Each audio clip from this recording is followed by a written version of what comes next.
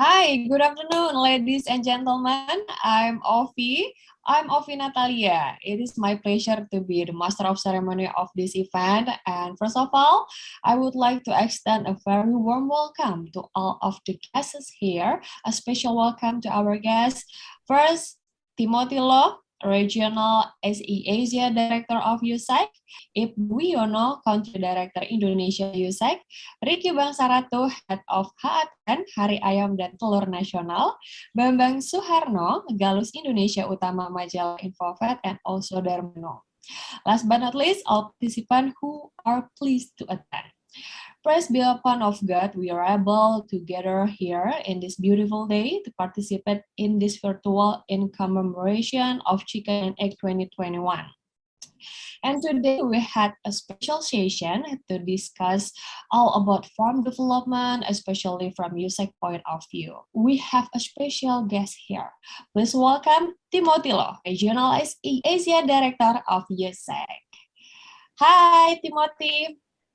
Hello, hi, hello everybody. Thank you, Ofi, for that very kind introduction. Hi, how are you? Well, I am doing just fine, thank you. Everything is moving along. It's been a very busy time for us, particularly this time of the year, because, well, one of the reasons is because we are right at the start of the US harvest season. And so, there's a lot of things that we are occupied with right now. It's a pleasure to meet you, even virtual, and I hope you're doing good. And it's nice to see you. And we have a lot of talk about farm development. And before we talk any further, could you please explain to us what is USSEC and what USSEC has done in Indonesia? Sure. It would be my pleasure. Well, first of all, I think USSEC is really quite familiar to to our customers in Indonesia. The U.S. Soybean Export Council, first of all, is a dynamic partnership of stakeholders that represents U.S. producers, processors, commodity shippers, merchandisers, agribusinesses, and agricultural organizations. Through our global network of international offices, and we have a reach of about 82 countries, we get our support from the US soy industry to create and sustain demand for US soybeans and soybean products. We provide education about the use of soy in feed and food, and we also promote the benefits of US soy consumption through education, and most importantly, connect with industry leaders through a very robust membership program. Our group actually has been supporting the Indonesia food, feed, and livestock industry since 1981, when we opened up an office that was led by Mr. Ali Basri, who has since retired in 2017. And of course, now we're really glad to have Mr. Ibnu Wiono, our country director, leading our programs in Indonesia. All right. Wow. As Indonesian, I would like to thank you for what you have done to Indonesia. And I'm curious about the reason why does USSEC or USDA support chicken and egg campaign in Indonesia especially? Well, one of our key goals in any of the markets that we operate in is to work with our customers and the industry to look for collaboration and partnerships that can help the industry grow, be sustainable, and be well positioned to meet the needs of the local population. It is also important and another goal for us to educate the health benefits of not just the consumption of US soy protein, but by and large, animal protein as well, through our activities and our investments in the countries that we operate in. Soybean meal is the main source of protein for the poultry industry, producing chicken meat and eggs for the market. Whole soya beans are also used in the production of what everybody is aware of, the nutritious tempeh and tempeh products. So when you look at it from this context, soy protein is very important in providing nutrition for the population. The US soy industry is very delighted to be a sustainable supplier of soybeans in soybean meal to meet the needs of Indonesia's human food and animal feed industry. All right, mentioned that soy protein is important, right? And why does soy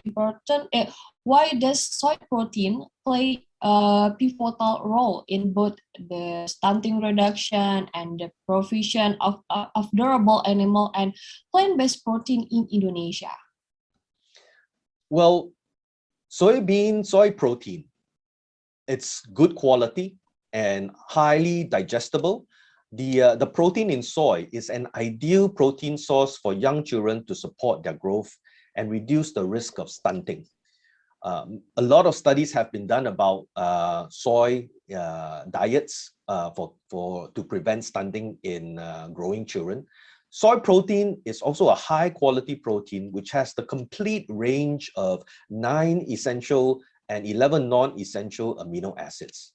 It is the only plant-based protein with qualities that are comparable to that of egg, dairy, and meat products, and is a nutritious and affordable protein source. The fermentation process during tempeh production makes it even better, as the protein has better digestibility and higher protein efficiency ratio, which for the producer of tempehs, they get better yields, and so overall it's just a very widely available and affordable source of protein that that populations can consume, especially growing children, to ensure that they get the nutrition that they need for healthy growth.